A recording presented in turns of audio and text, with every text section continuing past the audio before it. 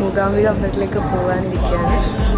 കുറേ നേരം വെയിറ്റ് ചെയ്തു, ട്രെയിൻ വന്നു. അങ്ങനെ ഞങ്ങൾ ഒരുമിച്ച് മൂകാംബിക അമ്പലത്തിലേക്ക് വിവാഹശേഷം പോകണമെന്ന് ഒരുപാട് ആഗ്രഹിച്ച് അങ്ങനെ പോകുന്ന ഒരു ദിവസമായിരുന്നു. അന്നെന്തോ പ്രത്യേകതയുള്ള ദിവസമായിരുന്നു. ഒരുപാട് തിരക്കുണ്ടായിരുന്നു. അതായത് എവിടുന്നൊക്കെയോ, അതായത് കേരളത്തിൽ നിന്നും അങ്ങനെ പല സംസ്ഥാനങ്ങളിലും ഒരുപാട് ആളുകൾ ദേവിയെ കാണാൻ വന്നിട്ടുണ്ടായിരുന്നു. ദേവിയെ കാണാൻ പറ്റുമോ എന്ന് പോലും സംശയിച്ചു. അത്രയും ആളുകളുണ്ടായിരുന്നു. നമുക്ക് തിരിച്ചുള്ള ട്രെയിൻ ബുക്ക് ചെയ്തിട്ടായിരുന്നു ഞങ്ങൾ വന്നത്. ആ ടൈമിനുള്ളിൽ അവിടെ എത്തുകയും വേണം, ദേവിയെ കാണണം. അത് ഏറ്റവും വലിയ കാര്യം. അങ്ങനെ ഞങ്ങൾ 500 റുപ്പീസിന് ടിക്കറ്റ് ഉണ്ടെന്ന് അറിഞ്ഞു. അങ്ങനെ ഞങ്ങൾ ടിക്കറ്റ് എടുത്തു. 2 പേർക്ക് 500-ന് കയറാം. അങ്ങനെ ഞങ്ങൾ ദേവിയെ കയറി മനസ്സ് നിറഞ്ഞ് കണ്ടു. അങ്ങനെ ഹാപ്പിയായി തിരിച്ചു പോകുന്നു.